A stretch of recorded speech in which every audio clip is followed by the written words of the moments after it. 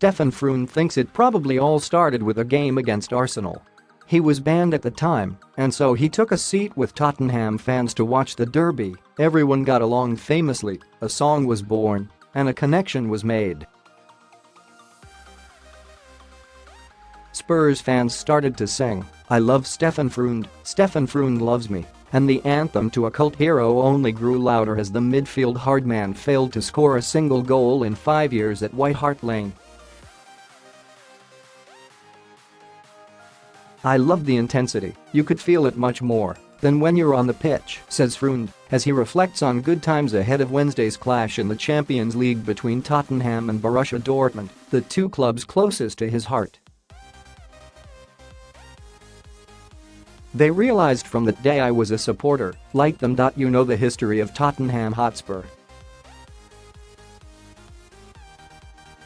You know my style of football. Maybe we were not best suited to each other. I wasn't skillful enough to be Glenn Hoddle. Maybe supporters were laughing in the beginning when I won the ball and played it straight to the opponents again. I can laugh about it, but I know how good I was without the ball, and I think I was one of the best."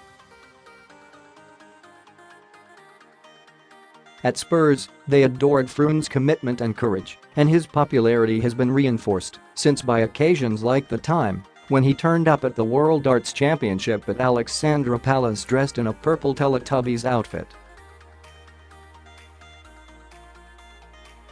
"I lost a bet with my children," explains Freund. "My family loved darts. As a child in Brandenburg, my hometown, there is a lot of water. We would take a boat and go camping on an island in the forest. We'd have a dartboard. So when you live in London and you have the option, you have to go to Ally Pally." It was the third round and Adrian Lewis threw a 9-darter. I was there only once, and that was the day. What a game. Another eccentric man of the people moment came when he wore his old 1999 League Cup final shirt covered in autographs as he took his son to see his Tottenham play at Old Trafford.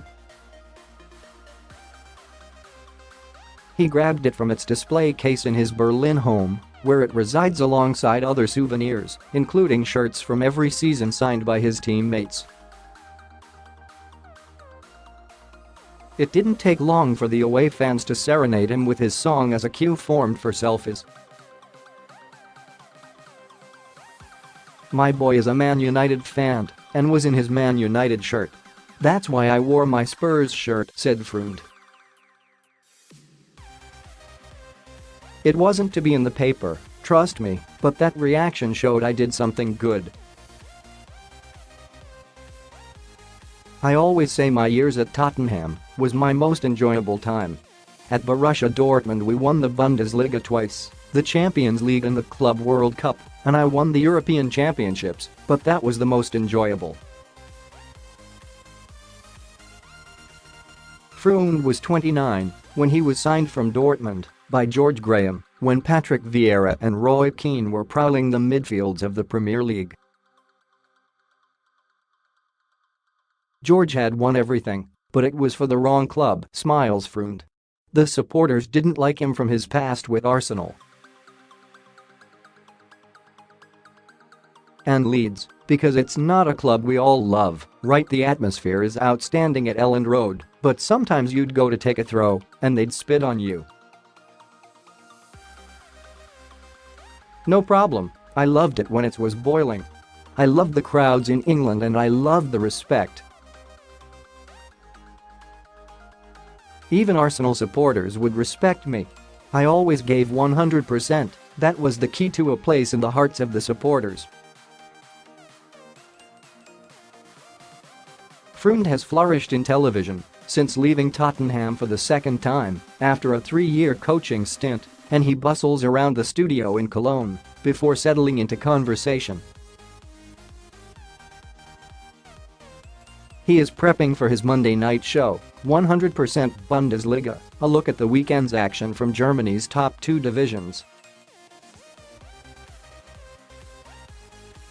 Freund has been impressed by the Dortmund of Lucien Favre, top of the German league, the work of Michael Zorc, his former teammate who became the club's sporting director, and the impact of English teenager Jadon Sancho.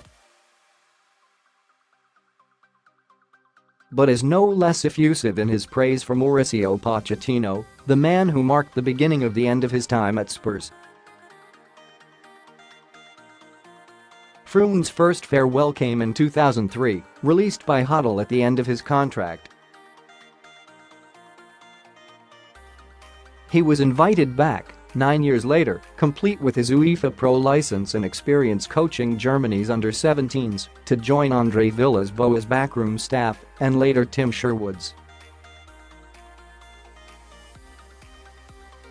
When Pochettino arrived, however, he spent one season working as a club ambassador and left in 2015. "We don't have enough people like Mauricio," says Freund. "Former players and pro-license coaches with top-level experience, leading football clubs. That's not against Andre. We work together, I'm not against that style.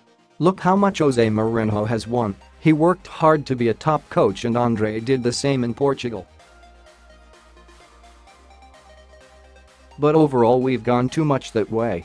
In Germany, young coaches are coming through and only learning football from the book." In one full season under Villas-Boas, Tottenham came fifth with 72 points, a Premier League best for the club at the time. Then they sold Gareth Bale, sacked Villas-Boas in December, replaced him with Sherwood and finished sixth with 69 points. In the first season under Pochettino they dropped to 64 points, finishing fifth. He could have sacked him easily, but Daniel Levy realized he had to stay with Mauricio, said Freund. "It was the right decision, and something positive comes back to Andre, Tim and me." The club at the time was really noisy, really nervous, really angry if we didn't beat teams at home. Maybe Daniel realized it would never change if he didn't stay with the coach. Pochettino has responded by leading Spurs into the Champions League for 3 years in a row, but the debate around silverware lingers on because they have won only one League Cup, 2008, since Freund's team won the same trophy 20 years ago. "I won silverware several times and I remember every moment," says the 49-year-old.